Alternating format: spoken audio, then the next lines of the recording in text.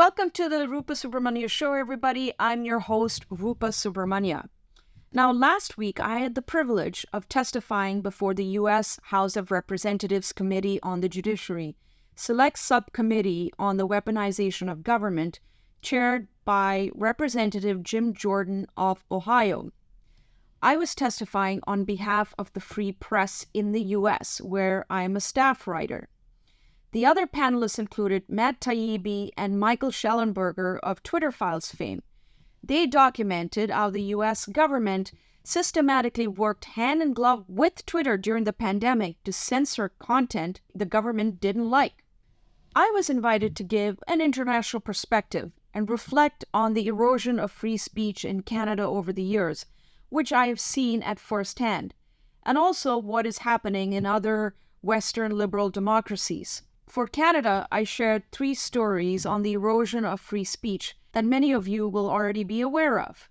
Let's start with the Freedom Convoy protests of 2022, which saw the Trudeau government use draconian emergency powers in the form of the Emergencies Act to crush a peaceful protest. Specifically, I shared the story of Danny Bulford, who had been an RCMP officer and a sniper in the Prime Minister's protective detail. In 2021, Danny decided to resign from the RCMP because he elected not to get the COVID vaccine, and he joined the protests in 2022. Like many others, Danny was arrested and then released without charge. And then, like hundreds of others, Danny found himself debanked by the federal government, not knowing how he and his family would put food on the table or make their next mortgage payment. Danny had no idea how long he'd be locked out of his accounts. Think for a second how terrifying that must be. You've committed no crime, you've not been charged with a crime, yet you're being punished by the state to slap you down and keep you in line. Now, this is the kind of thing that happens in totalitarian states like China, but yet it is happening right here in Canada. Fortunately for Danny, he got access to his bank accounts a week later, but that doesn't make what happened to him okay. And remember, there were hundreds of people whose lives were turned upside down just like this for holding a view the government didn't like. I also discussed the harmful effects of the Online News Act, something we've talked about before on the show, ostensibly trying to level the playing field. In reality, it's a big money grab by the federal government, forcing social media companies to fork out hundreds of millions of dollars to the legacy media, which already receive millions of dollars in direct government subsidies. Google recently made a deal with the feds, but Meta, the parent company of Facebook and Instagram, has refused, resulting in media content, news content being blocked for users in Canada. This is impacting many small independent media companies that rely on Facebook and Instagram for eyeballs and new subscriptions. I spoke to one journalist based out of Montreal. He's an independent investigative journalist. Christopher Curtis runs an investigative digital media platform called the Rover. His company is now dying a slow death, according to him, because of the Online News Act. He might actually need to shut down and go back into construction work or drive an Uber to make ends meet for him and his family. Ironically, Chris is very much on the progressive left, yet he's been as badly affected by the Online News Act as any media company on the right. Censorship, you see, doesn't play favorites, and this is a subtle form of censorship because, in the name of a level playing field, you in fact advantage legacy media, which largely toes the party line, and disadvantage independent voices from both the left and the right who challenge the consensus and the orthodox establishment narrative.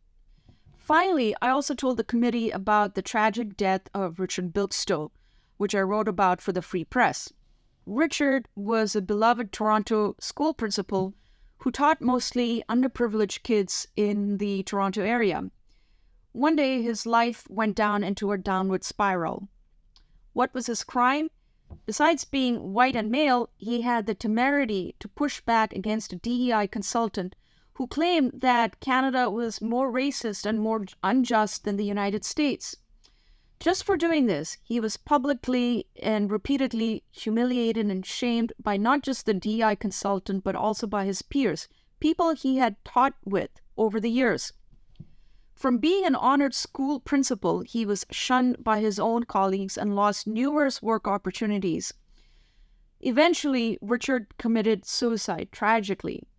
This is yet another form of censorship, public humiliation of those who don't agree with the establishment progressive view that views Canada as fundamentally racist country. There were so many other stories I could have told the committee, and some you've heard on the show before. I also talked about worrying trends in Europe. Look at Ireland and France. Their governments are crafting new legislation to censor speech. Ireland's proposed new legislation, expected to become law in a few weeks, would be the most draconian in the free world. With a vague and opaque definition of hate, just about anything the government says is hate speech can be considered hate speech and be punishable as a crime. This is frightening. What's more, you don't even have to say anything. You just have to have a meme on your phone that you haven't shared. Even that would qualify. As I told the committee, this is straight out of the Minority Report featuring Tom Cruise, where in a society in the not-too-distant future, advanced beings called the precogs determine that a crime is going to be committed and you are to be arrested even before there is any crime just because you have the wrong thoughts in your head. Canada is actually not too far behind this dystopian future.